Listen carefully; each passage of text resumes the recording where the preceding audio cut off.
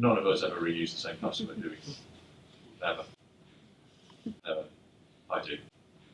They're all derivatives of the same. So just a show of hands. When you're constructing your password, does it contain the name of a family member?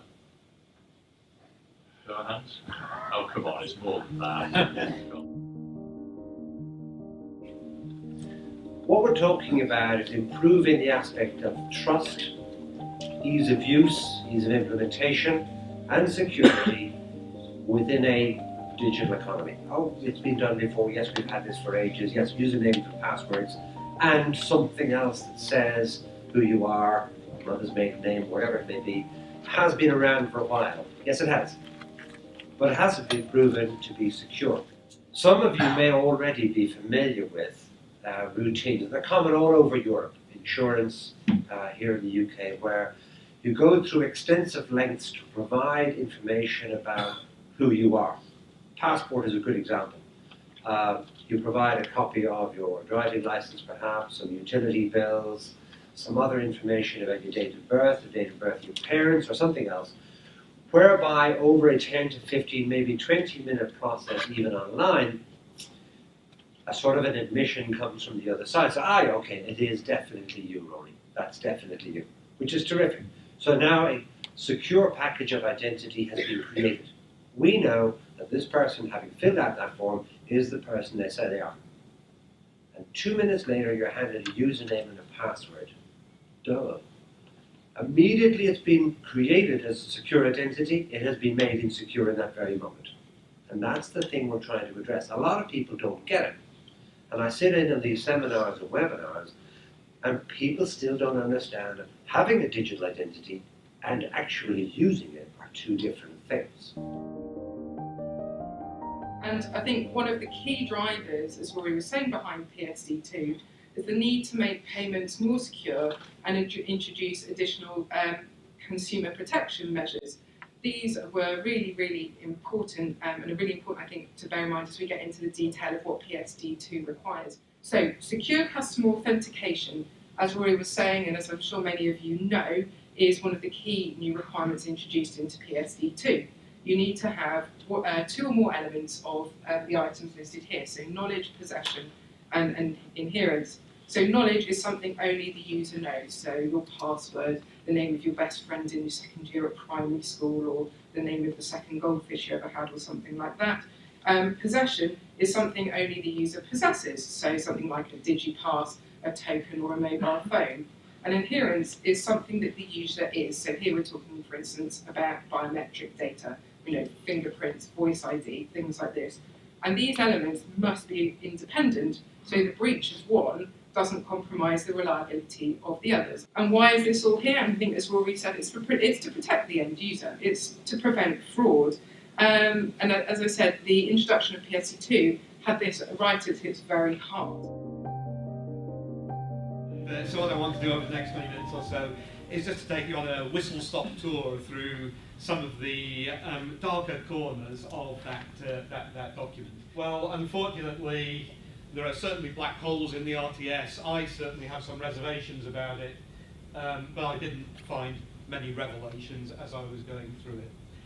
It's a significant improvement on the previous one, but I think there's still a lot of stuff which is missing or open to interpretation. There was a little bit of talk earlier on about who is going to do strong customer authentication, and the RTS says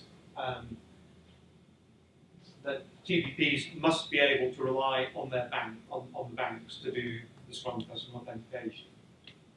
Some TPPs think they will just be able to get the user details and tell the bank, here you are, here's a transaction from Tom Hay, just go ahead and do it for you.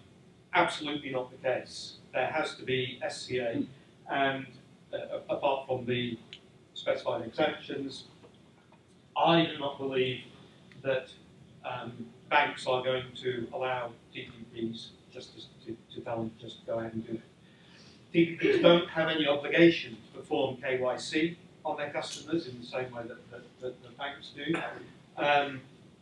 And in any case, if someone if TPP did identify me as Tom Hay, how would the bank know that it's the same Tom Hay that is operating account X, Y, and Z? It does discuss this. The discussion is pretty obscure, but it does discuss it. I think there's a bootstrap problem here. How can you bypass authentication if you've got to do authentication to know that you're allowed to bypass it? Transaction risk analysis. I'm not going to go into this in detail because I know other people are going to dig down further in this. I will just highlight one thing though. The RTS says who is allowed to do risk-based transaction risk analysis.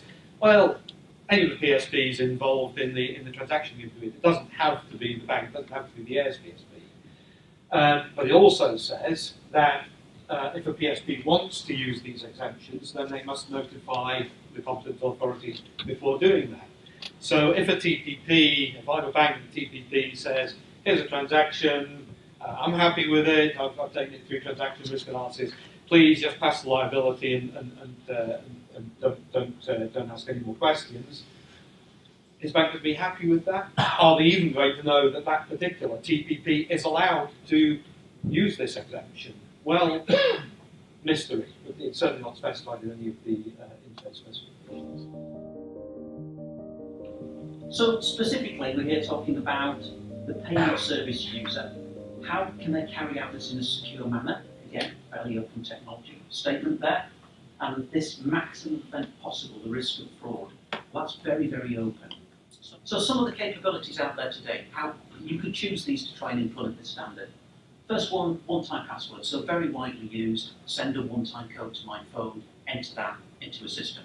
Generally have an authentication server that generates that one-time code, that's then sent out to the mobile device. Problem with doing this over SMS is SMS was never defined as a secure standard.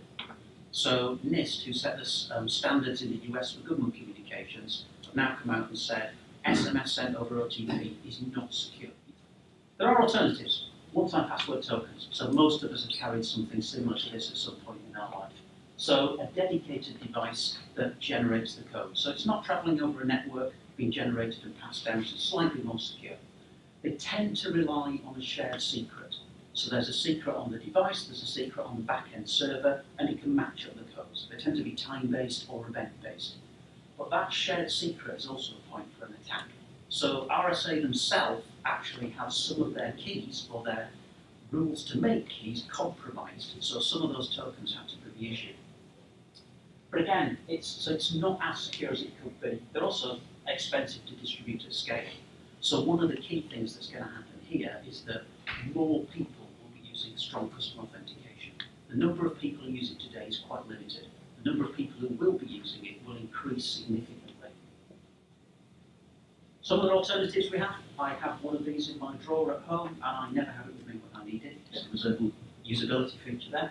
So these are slightly step up. These can do more challenge response type mechanisms. So you can pass information into this that's generated by a particular transaction. I can key that into the device with my bank card, which is pretty secure. I can pass the information back. So it's getting better, but again, there's a cost to distribute these at scale. The user experience isn't great. Unless you're building something which solves the problem with one of these things, you've missed the boat, in my view. Nobody wants to carry around additional devices anymore.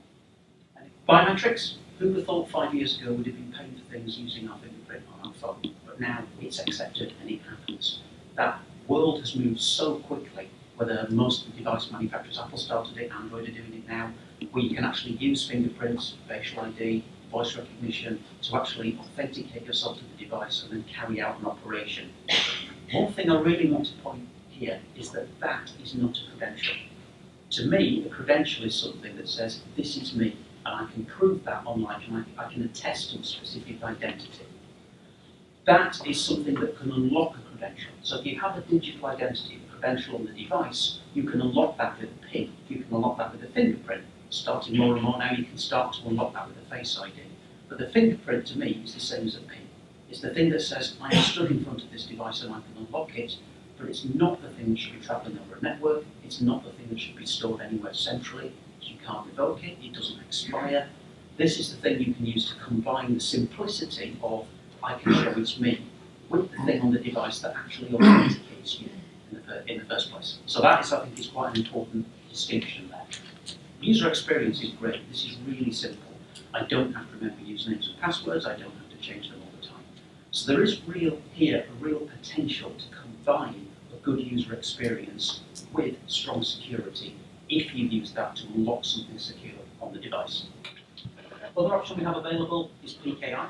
So the important piece here is on the right-hand side, that can have my name in there. That can bind that key to me. Doesn't have to be my name, it can be anonymous identifier, but even then again, it's binding it back to a person. So this is private public key here.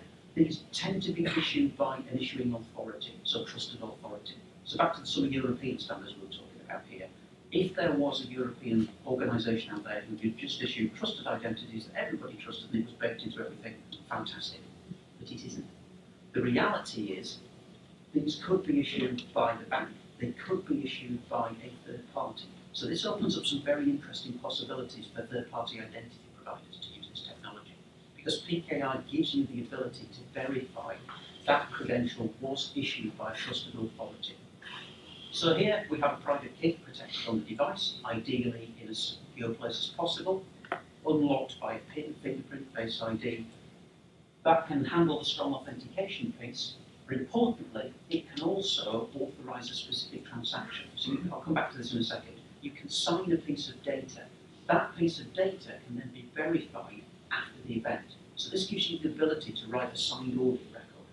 You can then come back after the event and validate that audit record was actually signed by the private key. You don't need access to the private key to do that. You can do that with a certificate which contains the public key.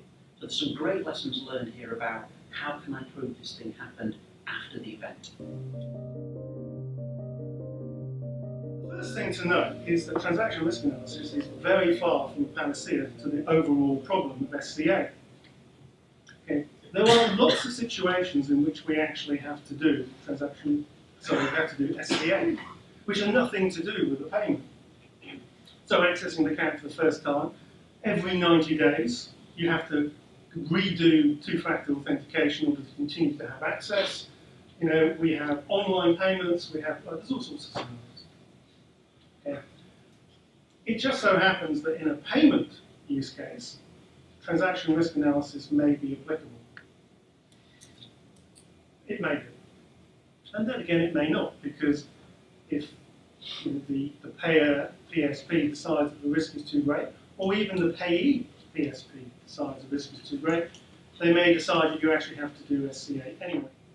Which brings us back to the point that actually a number of the speakers have made, which is that regardless of this transaction risk analysis, the point is that SCA and frictionless SCA is crucial. If we can find a way of performing frictionless SCA, then actually all of this issue to do with transaction risk analysis starts to fall away.